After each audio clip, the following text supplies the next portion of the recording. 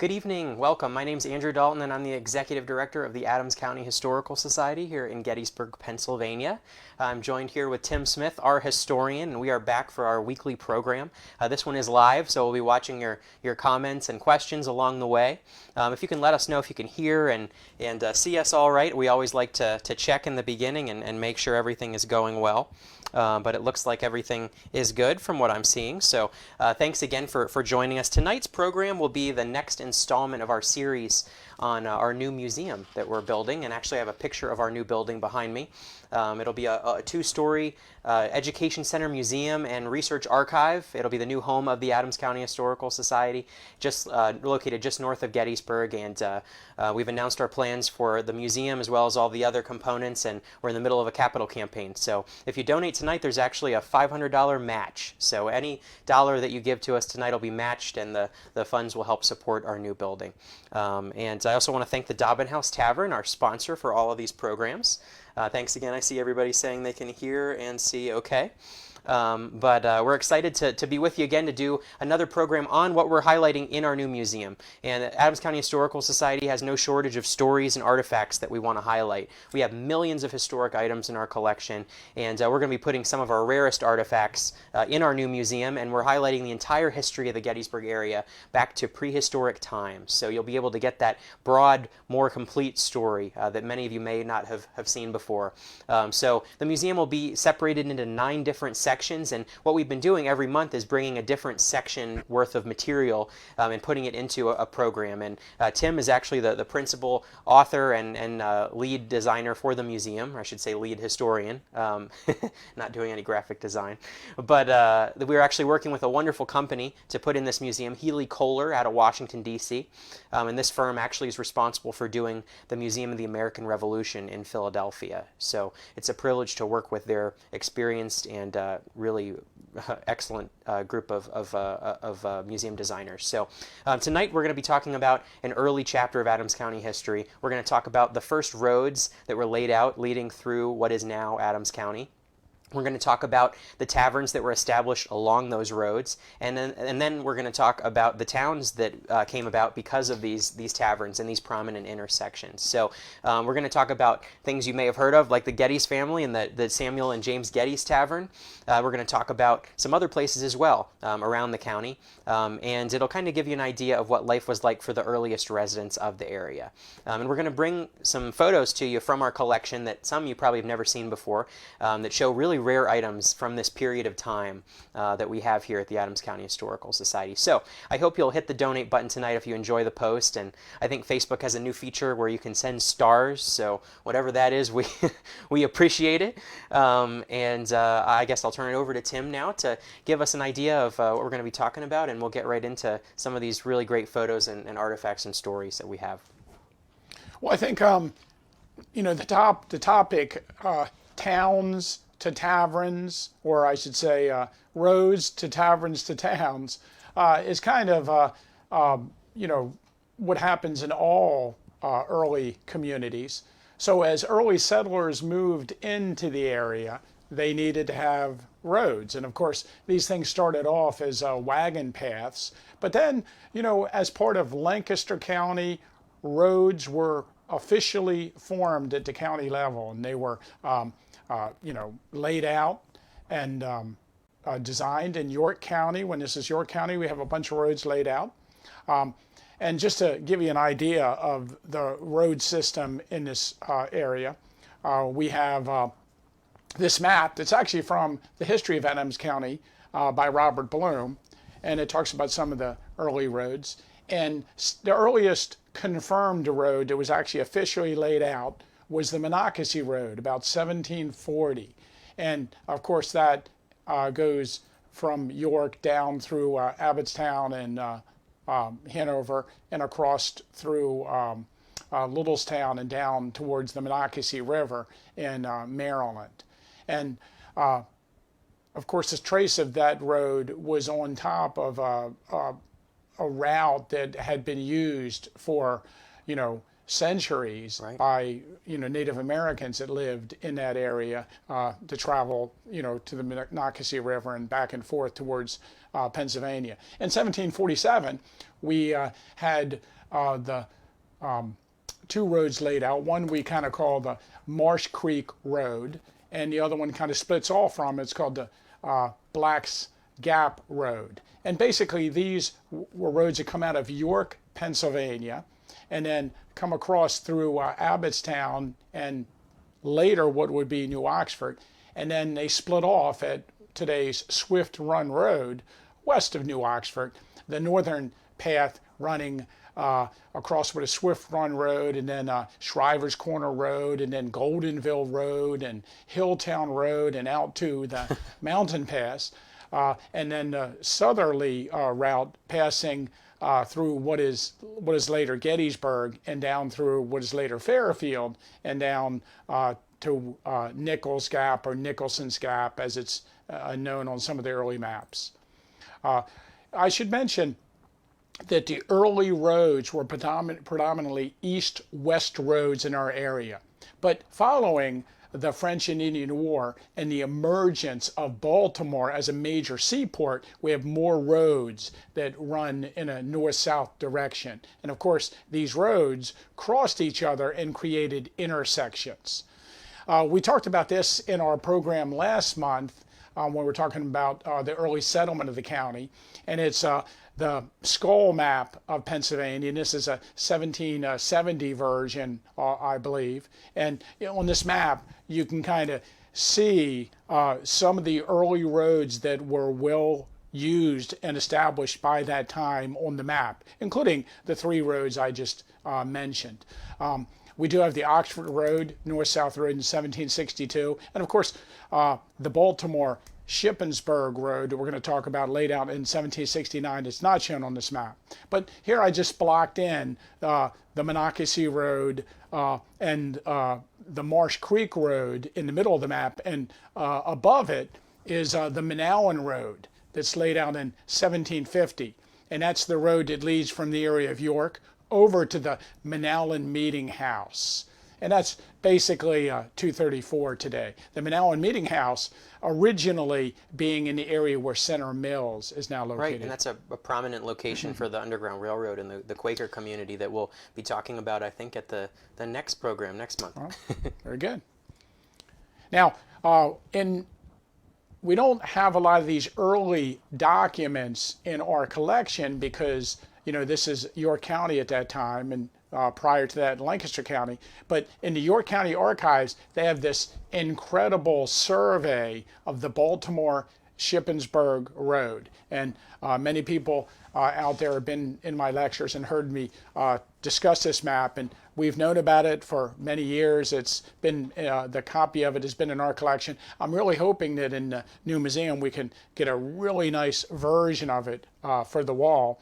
But basically it runs from the Maryland line through Gettysburg, and then runs up, of course, through Mummersburg, and it goes up and through the Narrows and up and over Big Flats to that thriving metropolis, Shippensburg.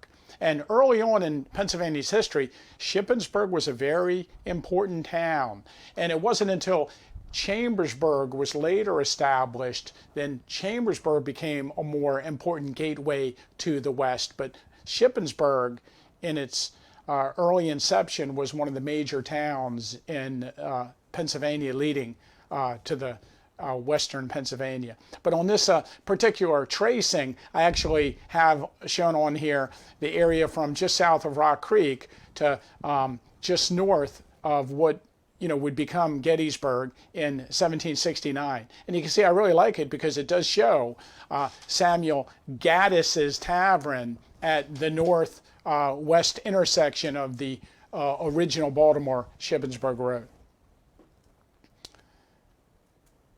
And on this map, you can actually see the McAllister's Mill on Rock Creek. It's called Samuel Gettys's Mill.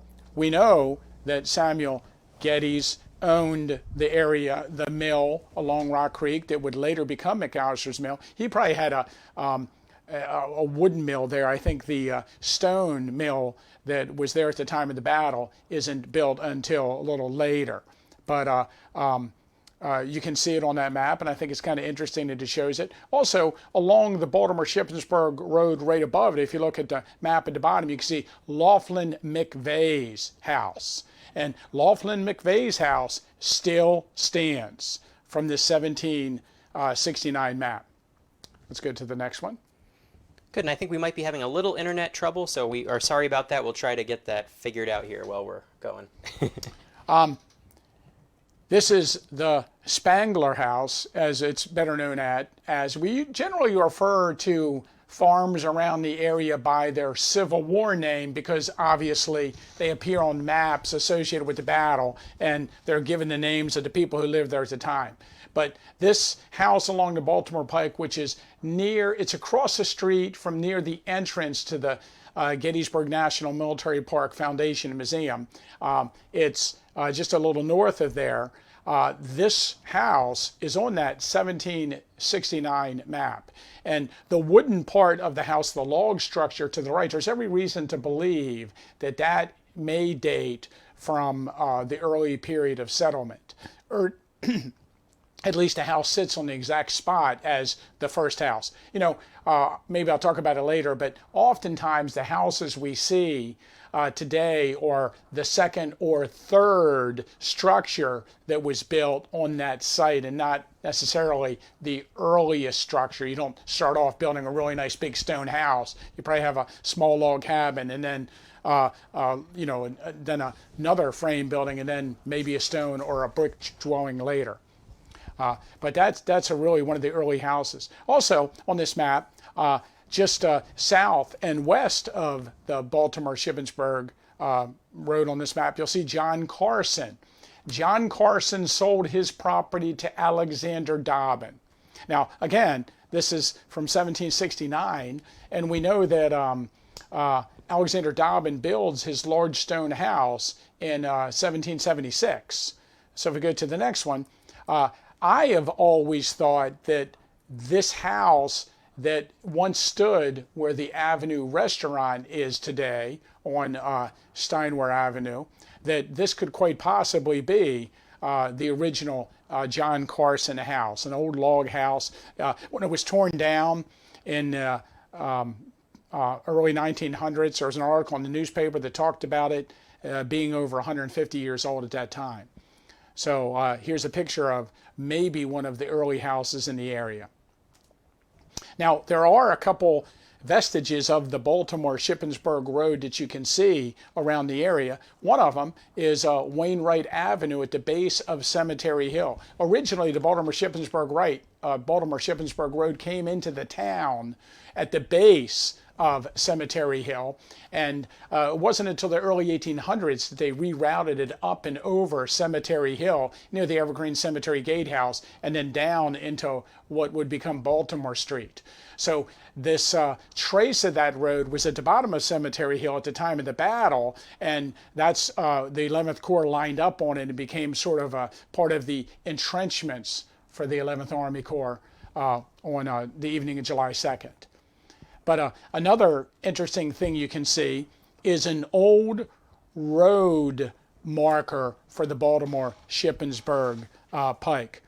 And this is a picture of what is commonly referred to as Jenny Wade's birthplace on the corner of Baltimore Street and Wade Avenue. And Wade Avenue is about where the Baltimore-Shippensburg Road originally hit the town when it was established in 1786. We do not know when the first marker was placed there, but for many, many years, I have stopped at that location on my tours and always mention there's a little stone marker that sits at the corner of the building next to the usually the telephone pole in this photograph, and it says on it 52M to B.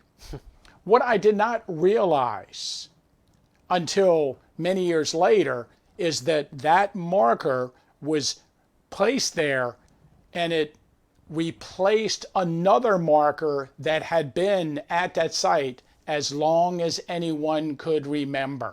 And again, it was probably the modern markers placed there like in the 1920s or 30s. But here in our collection, we do have the original marker that was at that location, was donated to us by the person who lived on that site.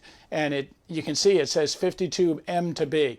52 miles to Baltimore from that site. And this marker probably dates from the 1700s. Wow. But we just don't have any account of it, and we don't know. We do have some artifacts associated with the early roads.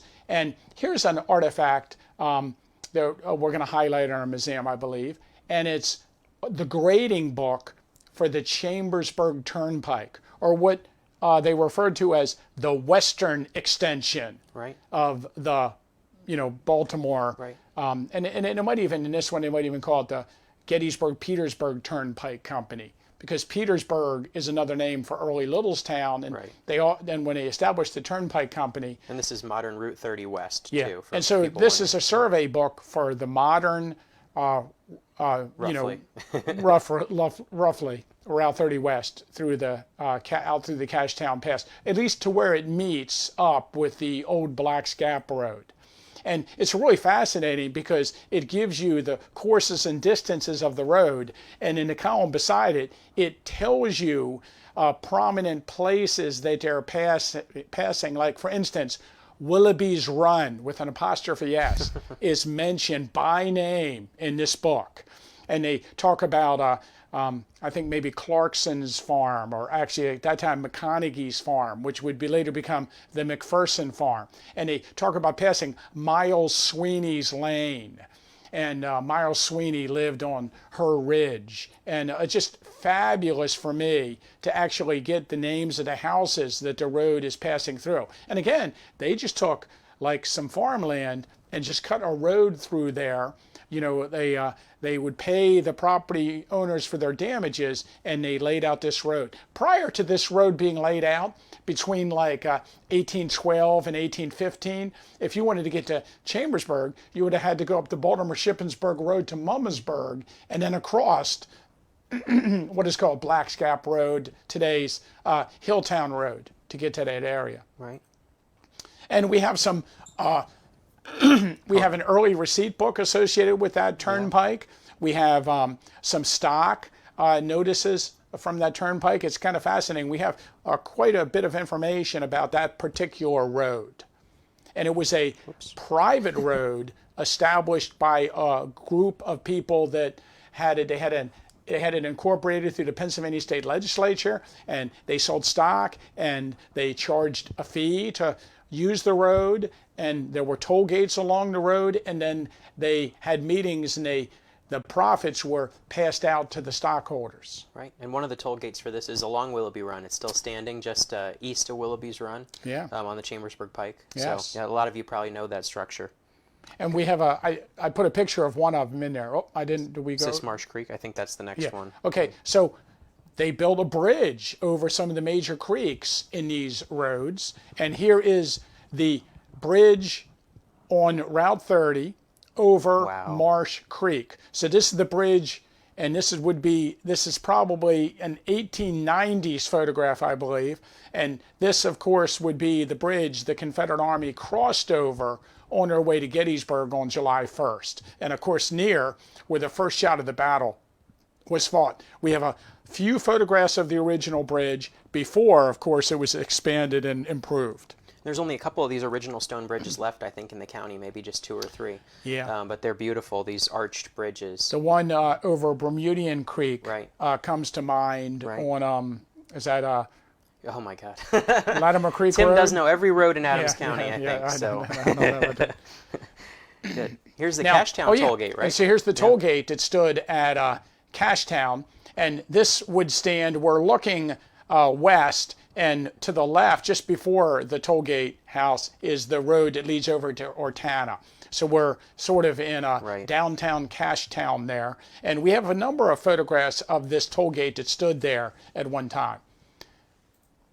Now, of course, people didn't like paying a toll, so they would avoid it. And it's interesting that one of the earliest illustrations of our town, done in 1841, and here is this is published in an 1843 book, and it actually shows the town of Gettysburg, and it shows a wagon riding on the railroad, the unfinished railroad that was started in 1835, and by 1839 it was condemned. Right. So the Chambersburg Pike would be like off to the right of the view, and people are getting around paying the toll probably by riding on the unfinished railroad bed. Right, no easy pass. Now I also wanted to make mention of the fact that once Adams County is established, we do have road dockets for roads that were established in our county at the county level. And this is an illustration of the Wheat Field Road. And so at the bottom of the map is the area around West Confederate Avenue, or around the Mississippi and Louisiana Monument. And we're actually going east as you go north along the road, and it crosses the Emmitsburg Road. It's from the 1840s, and it shows the owners of the property on both sides of the road. It shows the Valley of Death, owned by Houck and McCrary. And it actually, for those of you who know about my obsession with the rock in the road, there's a rock identified in the middle of that.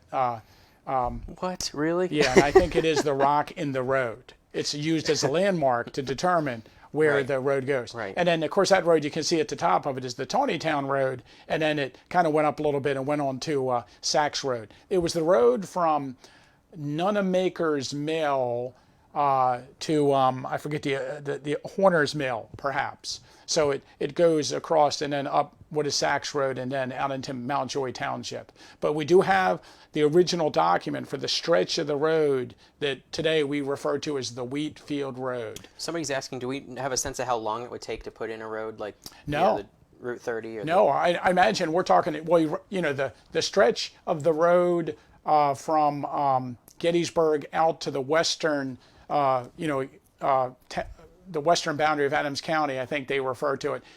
In 1809, they passed an act in the state's legislature establishing the Turnpike Company for that section of the road. And I think they started laying it out in 1812, and I think it was completed in 1815. But I don't know how fast they worked, how many people they had, their progress. It's so early, there's not updates on the road in the newspaper that we can read and find out about it. Right. Yeah. Now also I wanted to mention that, you put in roads, you have settlers. The settlers demand roads. And then the settlers also demand goods and services. If you live in this area and you'd like to buy something at what we would call early hardware store, do you ride to York or Lancaster and then bring the stuff back in a wagon? It makes sense for people to open up shops and businesses to sell things to the local community. And so we had stores, and then of course we had taverns that would produce alcohol, and so we have a lot of early taverns in the area along these roads. And of course the taverns also could be a place where people would spend the night. But also they were areas where you could congregate, the local community could congregate at a spot. Right. Yeah, and I think it's too, when we talk about these early settlements, I think people imagine a cluster of houses, but it's really spread out. And so, before there were towns, it was just, you'd have to travel quite a ways to get from one house to the next, and this is where people came and they got their news too, a lot of times. Yeah. And we know the early, newspapers and media in the county started out in taverns. And think about this, the stagecoaches went from tavern to tavern. Right. And it makes sense that the stagecoach would go from tavern to tavern because they weren't a schedule. People needed to eat. So they would pick a tavern and the people would eat there on the stagecoach ride from one place to another. And then also, if it was at night, they would use the taverns and they would spend the night for lodging.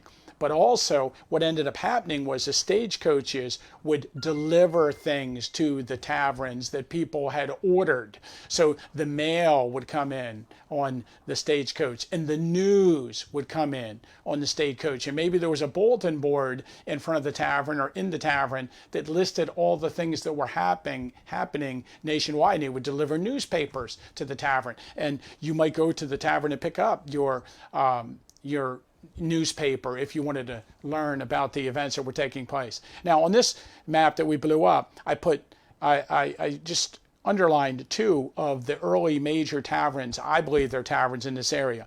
And one of them is Nicholas Ryland. Now, again, this is early, and we here don't have the tavern licenses in Adams County. But Nicholas Ryland did run a tavern. We know he has a tavern license in the York County records. And then John Hamilton actually had a tavern. And it's interesting, his tavern's located near the intersection of Swift Run Road and the Marsh Creek Road. And I always, driving through that area, I try to imagine where that original foundation or where that actual tavern was located. But somewhere around that intersection you can see on the map.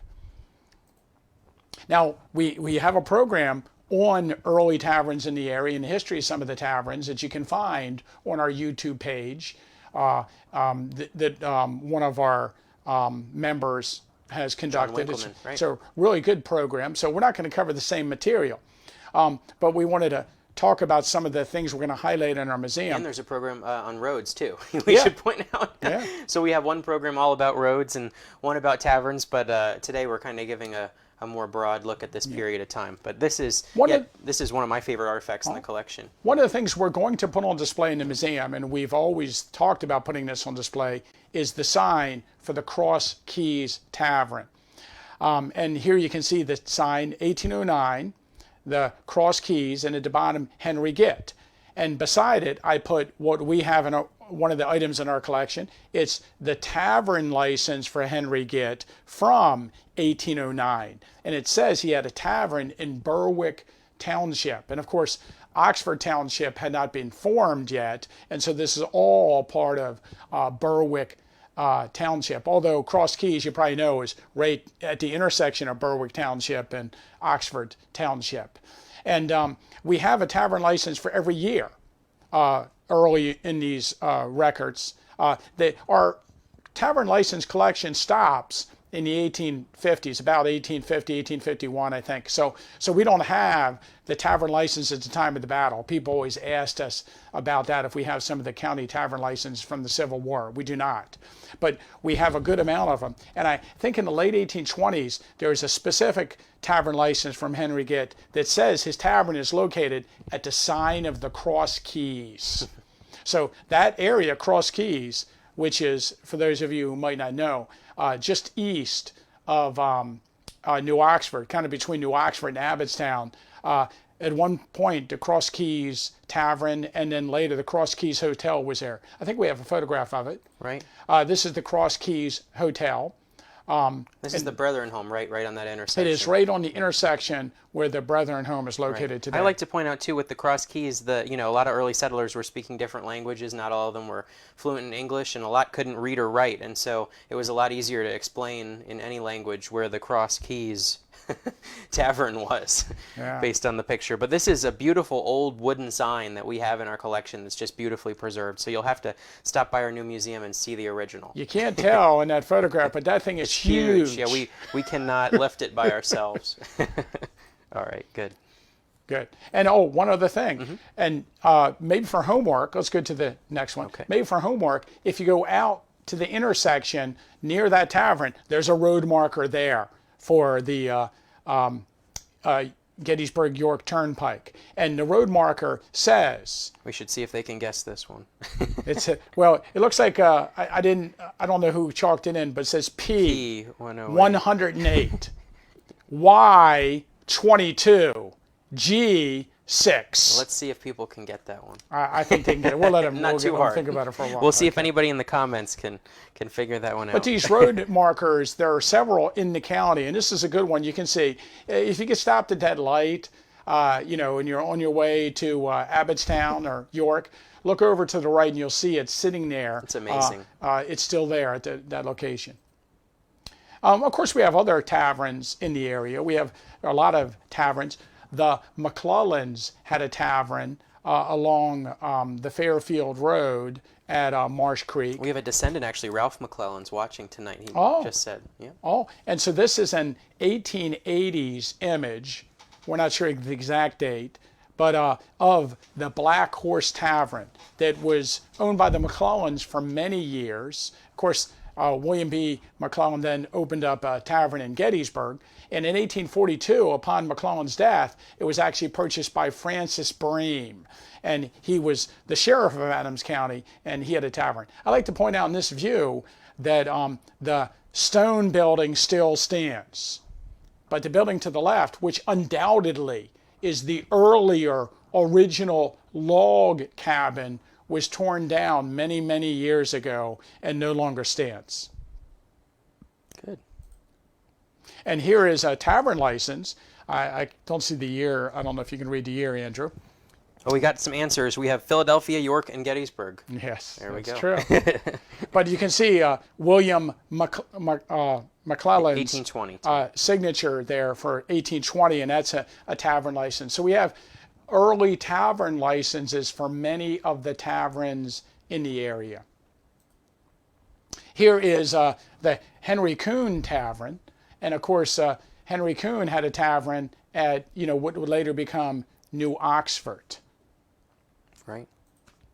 And of course the Fairfield Inn. This is the only one we've shown so far that is still standing.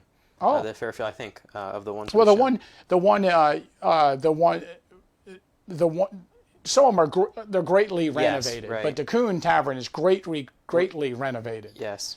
Yeah. But yeah, the Fairfield You can see the Inn. Fairfield Inn maintains a lot of its original character and it does. 1780s structure. Yeah. And then I just threw this one in because it's a later one, it's not the early period that we've been talking about, but in 1829 they laid out the Newville Road, which connected Gettysburg north out of Gettysburg out to the Newville. Today we call it Carlisle Street and sometimes refer to it as the Carlisle Road, but it was Table Rock Road that was actually the Carlisle Road. And this road went up and over the mountains through Pine Grove Furnace and out towards Newville. And so this is the Bendersville, sometimes you hear called the Elkhorn Tavern. It was the City Tavern. It was the Bendersville Station for a while. Somebody asked earlier, was there an early tavern at Heidlersburg? Yes, That's a very good there was a question. tavern at Heidlersburg. And as a matter of fact, if you go to the intersection of Heidlersburg, we're talking about the intersection of 234 and the old Harrisburg Road. It would be at the northeast corner of the intersection, and there is some woods there today. But now I'm sure it's private property, but if you were to go up and over, there is a foundation where the tavern used to be, and I think it was run by the Starry family. Look at that, Tim. It's an excellent I know answer to that Heidlersburg pretty question. well. So, and then we have other places that could be termed more resorts, like the York Sulphur Springs. And this is a fascinating image because this is also from that book from 1843, and it's an 1841 illustration of the York Sulphur Springs. And this had been around for many years prior to that. As a matter of fact, I think one of their local legends has it that George Washington and his wife visited the York Sulphur Springs. I don't know about the exact source for that information, but it was there for many years prior to this 1841 illustration, and it's fascinating. Along what would be the Baltimore Road at that time that led from Carlisle out across through what is now York Springs, through Hanover and down towards Baltimore. And of course, talking about the era we're discussing, this is the Russell Tavern on Goldenville Road. And again, Goldenville Road is a 1747 road. And we don't have a lot of records from this early time period. So we do not know when this site was built or when it was first used as a tavern. But this is Joshua Russell's Tavern. And the lady in the photograph is Harriet Hamilton Bailey, who, for you Civil War buffs, you might remember she left an account of the battle around her farm a couple miles from this tavern. And I think on the caption of the photograph that we have, it says that Joshua Russell was her granddad or her great-granddad. And of course, this is the spot where George Washington spent the night when he was president, traveling back. It was his second time through Adams County, right? Yes. The first time he traveled through Littlestown. And I don't remember the dates off the top of my head. Do you? I was going to look it up while you were Okay. talking. Okay. We'll get back to you with In the that. 1790s. Yes. So George Washington passed through the county at least twice. And, if the York Sulphur Springs story is correct, that will be a different visit. So, but there's no doubt about it, Oh, we got the dates. Okay. October 25th, 1794. But he had already passed through Adams County July 2nd, 1791. That's when he passed through Littlestown. And what did he write about Littlestown? I do know that there is a mention in his diary about passing through Littlestown. and he said it was not much of a town at that time. He wasn't very complimentary to all right. Littlestown in his diary. We still love Littlestown. Yes. Great. Of course, what ended up happening was a lot of these taverns were at intersections. And sometimes the tavern owner, sometimes someone purchased the area around the tavern, and they laid out early towns. So a lot of the towns, taverns, and churches were established nearby, turned out to be the sites of early towns. And of course, we have the town of Gettysburg, Samuel Gettys, and his. I don't know why I put the lottery map there, but we'll go to the next one. So this is a 1765 survey of Samuel Gettys's property. So we know by 1765 we have proof that he was in this location. I think we know from the York County records that by 1762 he has a tavern along the Marsh Creek Road. But this is a 1765 survey. And at some point, he builds a tavern there. And in 1769, a few years later, an intersection is created near his tavern when the Baltimore-Shippensburg Road was laid out. And I think some of the early records allude to the fact that when they are placing early roads and laying out early roads, that they make it a point to pass by taverns. So it was probably no coincidence when they're laying out the road that it ended up going by that tavern. Of course, as historians of the battle, we recognize the fact that when they laid out this intersection, that actually ended up resulting in the battle being fought here. Because that intersection will blossom into a network of 10 roads that would lead the armies into this area during the Gettysburg campaign. So it's a very important event in our history, 1769. So we mentioned taverns were meeting places for the local community. Oftentimes, there was estate sales or public sales of property or sheriff sales, and these officers of the courts for the counties would meet in taverns. We see in the newspaper there's lots of accounts where militia are ordered to, all the people who were of age to be in the militia were ordered to meet at these taverns to practice and parade. And,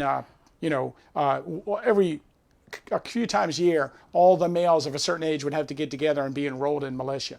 And in 1775, it was Samuel Gettys's Tavern where a group of Marsh Creek settlers formed a company and actually traveled to Massachusetts to join George Washington's army around Boston. Right. It's amazing to think that's the only structure, really, in what we now consider the town of Gettysburg at that time.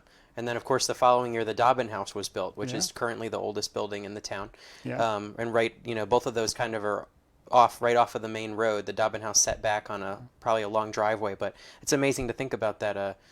All of this happening inside the tavern, these conversations about the revolution and the forming of this unit. And of course, that original tavern no longer stands. It's basically near where the parking garage is located in Racehorse Alley, just north of York Street. Now, Samuel Gettys had some financial difficulties, and there was an auction of his property. And in 1785, his son James purchased 116 acres of land with the tavern around an intersection, and he actually laid out 210 town lots. And you can see from this survey done at the time, you can see the intersection of the York-Nichols Gap Road and what they say on this map, the Black's Gap Road, which is basically the Baltimore-Shippensburg Road. Now we have an illustration of James Gettys. And since we're putting this museum together, I've really tried to find a really nice version of this photograph. We have two of them in our collection, and you can see one of them on the left is from an early booklet done by the Gettysburg compiler, an illustration, a sort of a, what would you call this, an etching or lithograph, maybe. Yeah, a profile. Well, it's not really a lithograph. It might be. Maybe they're based on a painting. But yeah. on our right is one that comes to us from the Gettysburg National Bank collection, since he was early officer of the Gettysburg National Bank. But there is an image that's a little bit better that comes from the Gettys family in Tennessee. And I have here the guy's name who gave it to the James Gettys Hotel in 2000. Boy, we'd really like it if somebody knows who this is. A guy named Cook, Robert Joseph Cook. And, maybe there's a painting of the founder of our town out there available somewhere. Now, James Gettys laid out the town. And then when it became the county seat in 1800, he became, he actually was able to have Gettysburg named the county seat. In 1803, he became the sheriff of Adams County. He actually, in 1790, had built another brick tavern on York Street. And here's a couple images of it from the Gettysburg compiler. Whoop, I must have taken the other one out. That's all right. This is, just a few years ago, one of the Gettys descendants sent us his sheriff's book while he's a sheriff of Adams County from 1803 until like 1807, and it has the notes of his financial activities. I guess the sheriff, when there's a property sale or if somebody had been convicted of a crime and had to pay court costs, or there was a lawsuit between parties, the sheriff had to go and collect the money from that person and then give it to the court or the person that the money was owed. This was just given to us recently too, which is amazing. A few years ago, discovered by the family in Tennessee, I think. And it's really nice. We also have sheriff's deeds, and this is from like 1805. It's a James Gettys signed sheriff's deed for property that he sold at a public sale. We also have from one of the grandchildren of the Gettys family a family Bible that lists Samuel Gettys's children and their dates of birth. And if it wasn't for this Bible with this page in it that lists these, we would not know the brothers and sisters of James Gettys. And this will definitely be in the new museum. It'll definitely be in the new museum.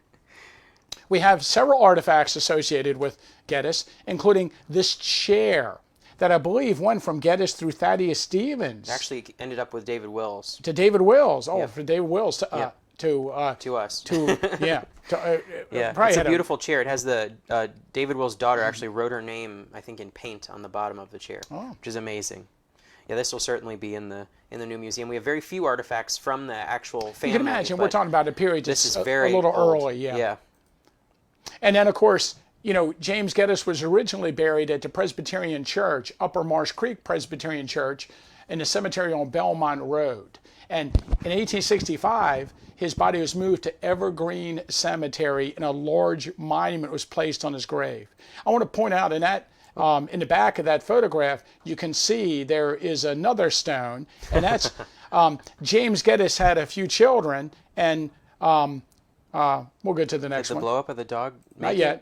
Oh, okay. And so this is one of James Gettys' children. He had James Gettys Jr., which moved to Tennessee, and Robert Gettys, that died here in 1827. Tim's favorite poem. And of course, on right. his tombstone is probably my favorite poem of all time. This will be the poem on Tim's headstone, right? Yes. Remember me as you pass by, as you are now, so once was I.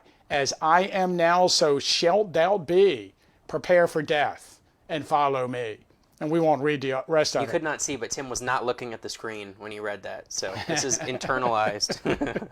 We love these old epitaphs, I guess, yes, right? epitaphs. That are on a lot of the stones. If you walk through Evergreen Cemetery, you'll see a similar poem just about on a lot of these older stones. So now on the stone, there is a really nice relief of James Gettys, and we might use that in our museum.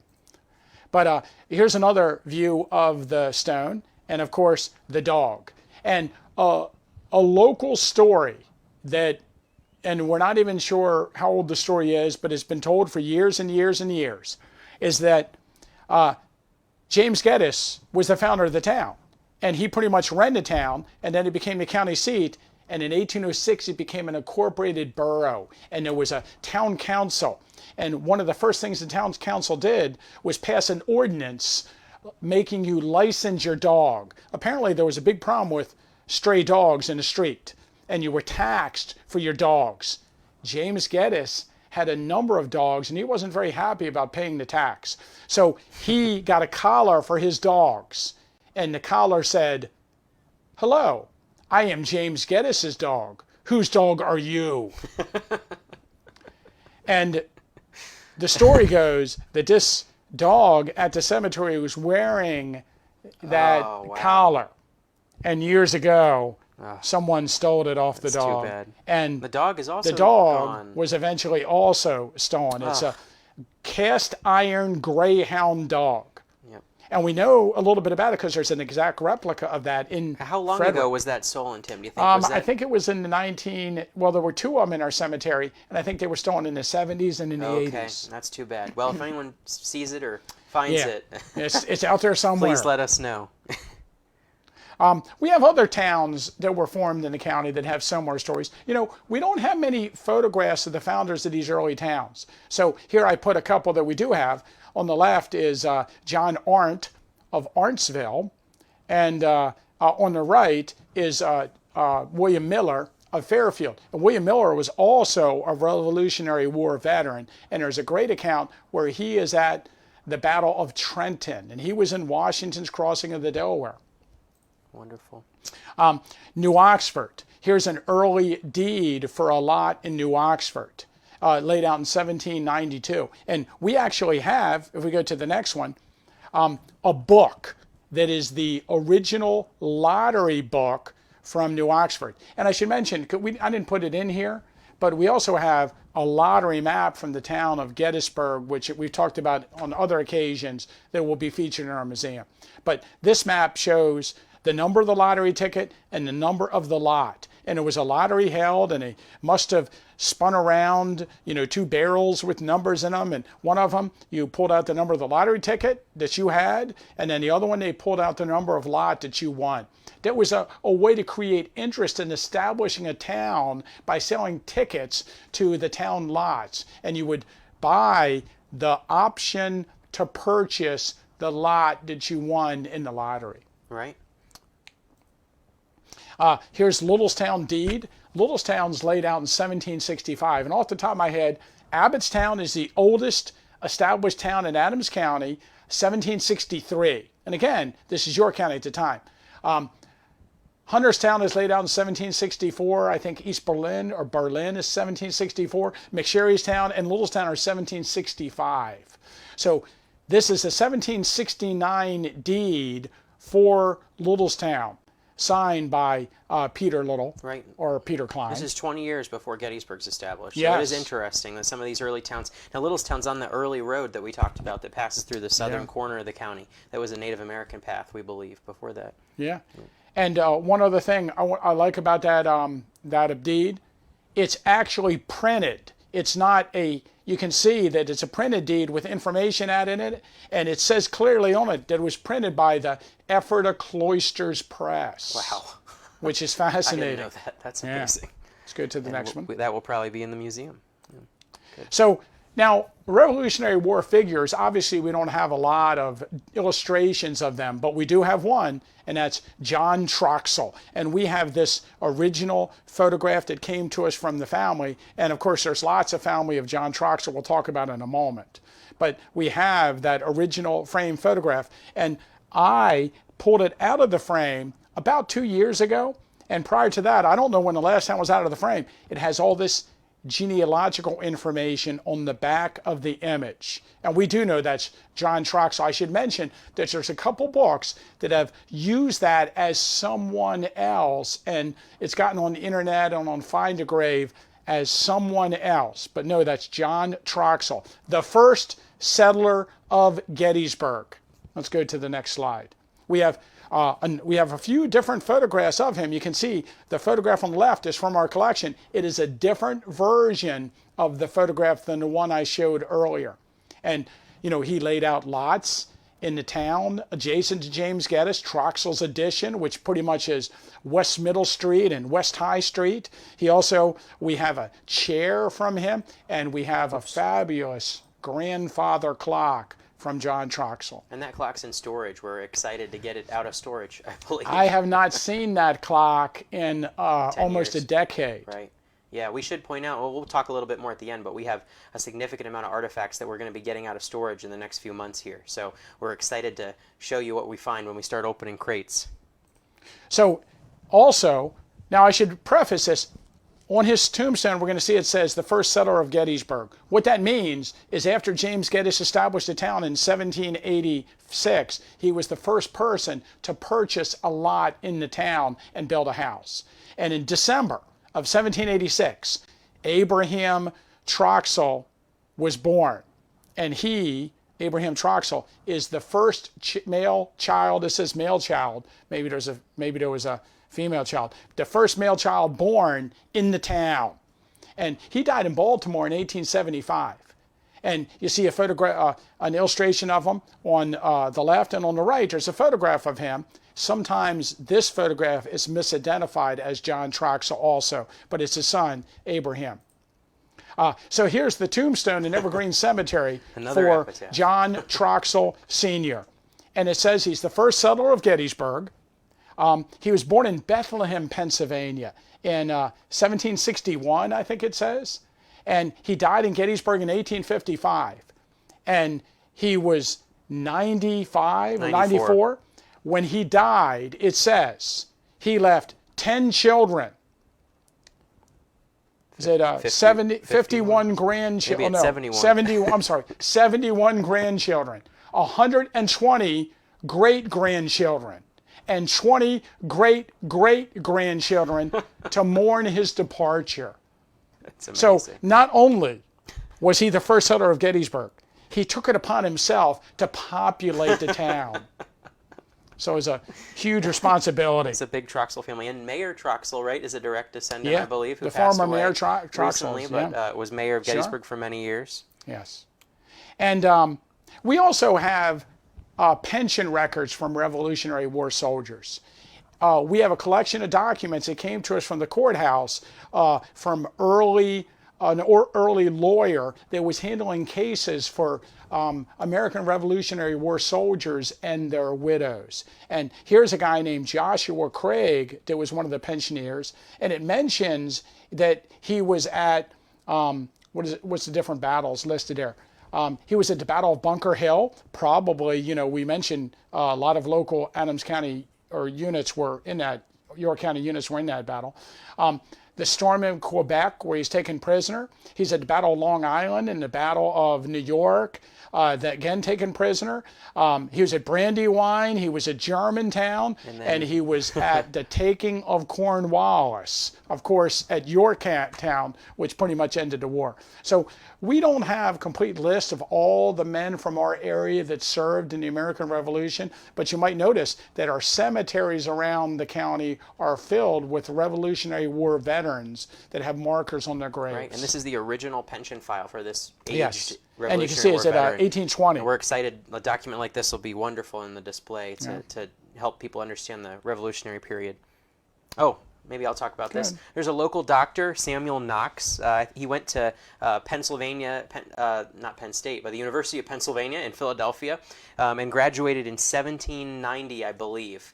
And this is his original diploma. He's one of the earliest doctors in Adams County. And the diploma has some really faint signatures, but when we pulled this out of a drawer a few years ago, we noticed that one of the signatures that you can't quite make out down in the bottom left corner is Dr. Benjamin Rush, who was a trustee of the college at that time, and of course is one of the more famous founding fathers and a signer of the Declaration of Independence. So we were thrilled to find that on this original diploma. It's printed on some sort of a animal hide, I think. It's a really incredible piece. But we do have the ledger book as well for Dr. Samuel Knox. It's coming up. And actually, one of his direct descendants, Dave Seitz, is a lawyer here, not a lawyer, a real estate agent here in Gettysburg. And it's amazing how many of these families have direct descendants who are living in Gettysburg today. Here's a page out of the medical journal. That's amazing. And of course we have some items here. These are some of my favorite pieces in our collection related to the Revolution, kind of loosely. I think all these three are related specifically to Lafayette. And we have an original ribbon from Lafayette's visit to the United States. Do you remember the year? 1824, somewhere around something there. like that. I'm sure someone watching will know. But we have this original ribbon that was kind of handed out during the celebration of Lafayette's visit, the nation's guest. And then I think one of the most exciting discoveries we've made, at least I thought so, in the last few years. I remember Tim called me immediately and said I had to come in and look at this. We have a original booklet, this maybe 60, 70 page booklet published in the 1830s in Washington. It's to celebrate the life and the character of Lafayette. And it was written basically at the request of Congress, and it was written by a congressman, John Quincy Adams, who was actually a former president who went back and served in Congress, which is I think the only time that's ever happened. But the booklet is actually signed by John Quincy Adams in the top right corner. And we verified the signature, looked at other examples of his signature. It was given to a local doctor. And it's just an amazing piece. We were so excited when we found it. And it was in a file called Lafayette, right? Yeah, and it's a Moses McLean's copy, who was Right. also a United States congressman in the 1840s. Right, and we had a file just called, we wondered, why do we have this file called Lafayette? And it was the only thing in the file, so we opened it up. You never know what you're going to find here at the Historical Society. Of course, the last thing I think we wanted to highlight here is the fact that there was slavery in Adams County during this period. A lot of people don't consider Pennsylvania to be a slave state or a state where slavery existed, but it did.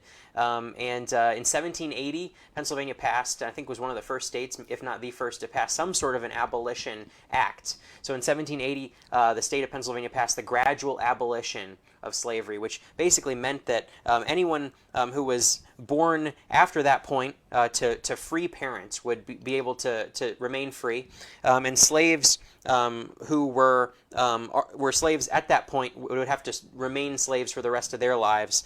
But what's really interesting is that those who were born to slave mothers after that date would serve until age 28 as slaves. They were actually, technically, Pennsylvania, this is really interesting, I was reading about this earlier, Pennsylvania changed their designation from slave to indentured servant legally. Of course, that semantics, I think, but they were forced to remain in slavery until the age of 28, and then at that point were freed. And we see all these in really amazing articles in the newspaper that reference this. And here is an ad in the newspaper, or I guess a notice about a runaway slave, Charles Buck in Adams County. Do we know? I don't know. I think Tyrone Township for this particular ad. But the newspapers are filled with these notices. I say it's Heidlersburg. Maybe Heidlersburg.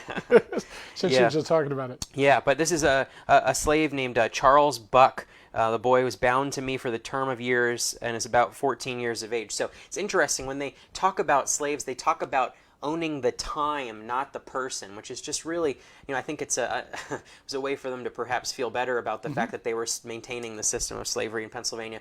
And then, slavery was actually abolished in 1847. Anyone who was still alive who was a slave was set free. But we know of a couple instances where that wasn't the case. I think we'll get to that in a minute. Did you want to add anything on this? I was just say, if you look, the unexpired time of a Negro boy who has about 7 years to serve. So wow. Theoretically, he's 21. Right, and that's John B. McPherson, who I believe we have a portrait of him upstairs. Yeah. So this is really just an amazing early piece of history, not to be forgotten. That there were about, I think we know of a couple hundred enslaved individuals in the county, and they of course helped build a lot of the houses in the town and worked on many of the local farms. Yeah, we'll go to the next one. For sale, the time of an active, healthy Negro boy who is now about 17 years of age and has to serve until 28. Wow. So again, these make it very clear what they're selling you, the time left on a person that is born to a slave mother. Wow. Yeah. We hear another one, again, it says 6 years to serve, has a child of about 2 years. And this is a kind of a horrible note in this article. They will be sold together or separate. So you can see, I mean, there's just a... And I blocked out the name to, right, I think, what family, well, I can't remember, whoever that, this... Cool, 1810. 1810, this is the Gettysburg newspaper. Yeah. Right? Oh, yeah. And this is another really amazing thing that we found just recently. I believe this is from the estate documents of James Gettys. Who died in 1815. Right, and so this is these estate papers. We have thousands of estate files here, and this is at the end of the estate. It lists all of the property of the Gettys family, and then it says the time of a mulatto or mulatta girl named Sydney. And we do know that this is Sydney Bryan or Sydney O'Brien, who was the slave of the Gettys family and lived in Gettysburg as a free person for many, many years after the Gettys passed away, and actually owned property on South Washington Street in town. And we have this right here as evidence of that. This is S.O. Bryan, or Sydney O'Brien, who owned this property, which is now right in the middle of Breckenridge Street. Basically, this was an alley at the time, but was expanded into what is now Breckenridge Street. And so the house sits kind of in the middle of the road today if you were to turn at that intersection right next to the AME church on the corner. But Sydney Bryan, we have some amazing documents from her family. We have her will, which is amazing, and we have a family Bible from the family as well. And I think, is this the one right that's here? The Bible. This is the Bible owned by Sydney's daughter, Getty Ann Stanton. Sydney married a Stanton, and so Getty Ann probably married a Stanton. And we have the original family Bible given to us by a descendant of the Stanton family. It's an amazing, amazing piece. And there's a lot of discussion as to whether there is a familial tie between the Stantons and the Gettys family through perhaps one of James's sons. And it'd be interesting to test that one day and check some DNA on both sides and see if that is actually the case. Of course, it wouldn't be uncommon to have that where there's a mulatto child of a white. Oh, and we should mention, if people didn't pick it up, the time that was left on her, which is, according to the account, was like 20 years time left on Sydney, it was worth $200 in the estate. It was listed as being valued at $200. I didn't notice that. That's amazing.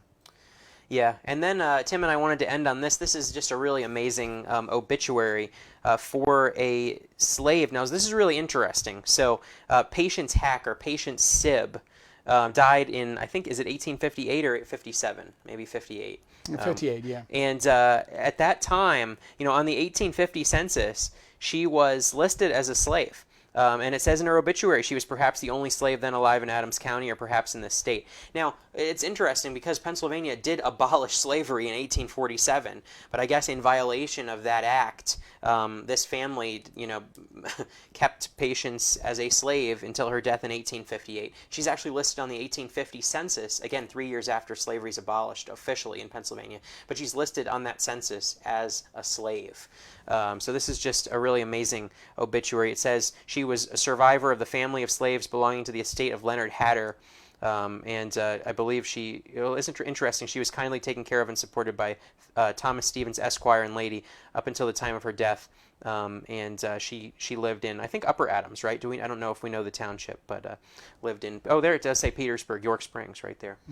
So an amazing article that kind of sums up the story here and this period of time. So of course you've seen all kinds of really amazing artifacts. Any final words on that, Tim? Well, I when we're going through these artifacts and we're trying to imagine how the museum could be laid out, I think what we've been doing is taking the topics, seeing what artifacts we have to associate with the topics and the stories we'd like to tell, and then we're thinking about how to present them. Of course, we have a fabulous museum designer that's going to make us look really good. That is true. Yeah, and we do appreciate the support. This is the Adams County Historical Society has been around since 1888, and we've amassed this incredible collection, but it's really in jeopardy right now with the current building we're in. As you can see, it's an old Victorian house without any fire protection, no climate control for these amazing artifacts, and we think the story of Gettysburg and of the county is really amazing and one of the best local histories in the country. So we're going to put a lot of these artifacts on display and put wonderful stories and images in this museum, and we've got a fantastic museum designer, so I hope you'll consider supporting the project, no matter if you live here or you live somewhere across the country. We have, I think, $180 left to get our full match tonight, so if you're willing to hit the donate button and support us, everything helps. And then finally, just one last note about our project. This is the main building we're going to start later this year, but we're going to be actually beginning the first structure, which is a smaller storage building located behind the main building, probably within a matter of weeks. And when we have that complete, probably over the summer at some point, we're going to move 22 giant crates full of artifacts into this new storage building. And these are items that we've had in storage for, as Tim said, about a decade. And there are all kinds of amazing items, from dinosaur footprints to Native American projectiles to clothing and furniture that belong to some of these families, and grandfather clocks, and we have ballot boxes from the local precincts, one that Eisenhower used. It is just an amazing collection, and Tim and I know for a fact that when we open those boxes and those crates, we're going to start finding things that we've never seen before, because with a collection this big, you can make discoveries very easily. So I think Tim the other day figured out we have 8 uniforms from World War I soldiers in our collection, and several of them were wounded. So we'll see if these uniforms have damage from injuries during the war. We have no idea what we're going to find. There's gas masks in there. It'll be exciting to dig through those materials and get them into a proper home where we don't have to worry about things like fire and flooding and preserving things in the right climate. So thanks for watching tonight. I hope you'll support the project. Check out our website. We have a lot more about this. We're also, there's a lot of naming opportunities. If you're able to commit more to this project, we'd love to talk to you about that, and you can have your name associated with the building in all kinds of different spaces that we're designing. So anyway, thanks again for being with us. We're going to keep doing these weekly programs that we know have been very popular during the pandemic. We're both vaccinated now, so we'll be, it'll be easier to hear us without our masks on, and we're excited to eventually get back to some in-person programs as well. So thanks for your time tonight, and thank you for supporting the Adams County Historical Society.